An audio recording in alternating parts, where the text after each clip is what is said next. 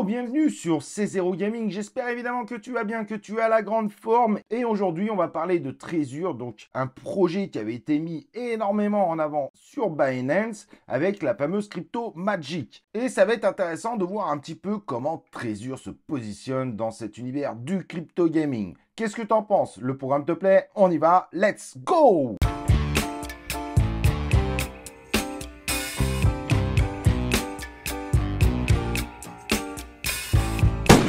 Donc, comme je te dis, l'objectif aujourd'hui, ça va être de regarder un petit peu de Trezor, un projet qui finalement fait peu parler de lui. Il avait fait énormément parler de lui au moment du listing sur Binance, projet évidemment très soutenu par l'exchange. Mais avant tout, n'oublie pas de liker la vidéo, c'est gratuit, il ne faut pas hésiter à le faire. Ça permet d'aider la chaîne à continuer de grandir, de t'abonner évidemment à C0 Gaming et d'activer les cloches de notif pour recevoir les prochaines vidéos. Donc Trezor, pour faire simple, c'est un projet dans le Web3 et le gaming avec objectif de décentraliser tout ça et qui à la base proposait un écosystème de NFT, évidemment autour de l'univers du métaverse et du gaming. Et il a un petit peu le même objectif que Gala finalement, Gala Games, que je pense que tu connais si tu suis C0 Gaming, de créer un écosystème, d'intégrer des jeux, des métaverses et que ceux-ci utilisent cette fameuse crypto Magic. Et derrière, évidemment, toute une marketplace dédiée à l'univers des NFT pour en vendre, pour en acheter, pour en échanger. Mais voilà, l'objectif, c'est d'essayer d'avoir une crypto-monnaie qui ne concerne pas un jeu, mais plusieurs jeux,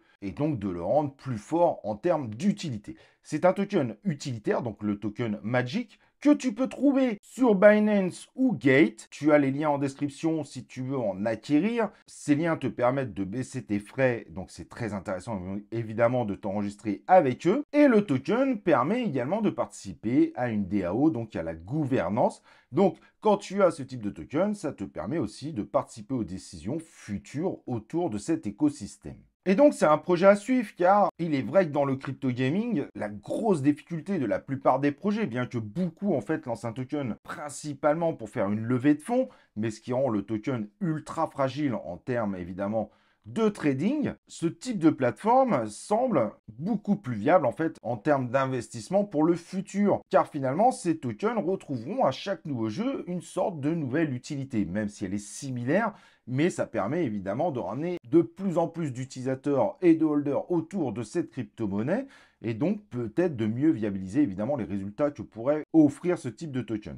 La plateforme aujourd'hui propose des NFT, mais également des jeux, c'est assez intéressant. Maintenant, forcément, c'est une crypto qui est déjà dans le top 100, donc forcément, si tu me dis, est-ce que cet token, il va faire x 10 000 fois machin, soyons réalistes, il est déjà dans le top 100 et il ne pourra pas faire des multiplicateurs méga extraordinaires. Cependant, dans ce domaine où ils veulent vraiment créer des plateformes de jeux, il y en a un certain nombre, mais les deux seuls aujourd'hui qui pourraient se démarquer, bien que l'autre est bien plus avancé, en tout cas à ce jour, c'est Gala Game. Mais Trezor, pour moi, est numéro 2 un petit peu dans cet univers-là.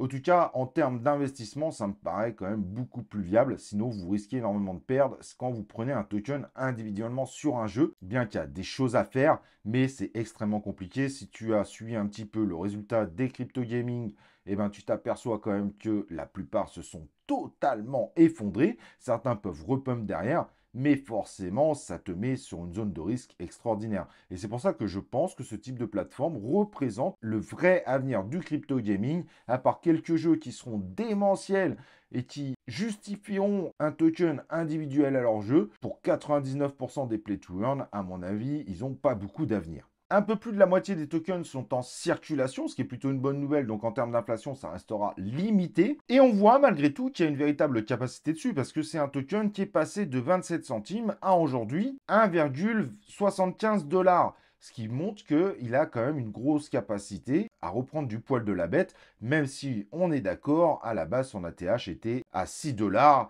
dû évidemment, tu l'auras compris, par cette fameuse mise en avant par Binance. Mais en tout cas, aujourd'hui, le projet avance plutôt pas mal et il y a peut-être possibilité de faire quelque chose. Forcément, le token est bien remonté en début d'année. Rentrer aujourd'hui t'impose donc d'avoir une stratégie et pas d'acheter pour holder pour la vie. Ce n'est évidemment pas une stratégie viable, mais c'est un token qui pourrait faire des résultats intéressants et qui aujourd'hui mérite, je dirais, sa place dans le top 100 et j'espère évidemment qu'il arrivera à continuer. Évidemment, on verra ce que ça donne parce qu'il y a de plus en plus de projets autour du crypto gaming, même si aujourd'hui, clairement, le crypto gaming et le métavers ne se portent vraiment pas bien.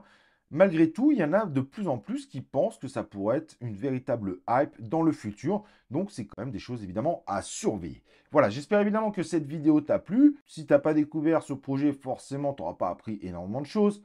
Si tu as découvert ce projet, eh ben, tant mieux, ça me fait plaisir. N'oublie pas le like avant de partir, de t'abonner évidemment à C0 Gaming, d'activer les cloches de notif pour recevoir les prochaines vidéos. Et on se retrouve pour une prochaine vidéo de C0 Gaming.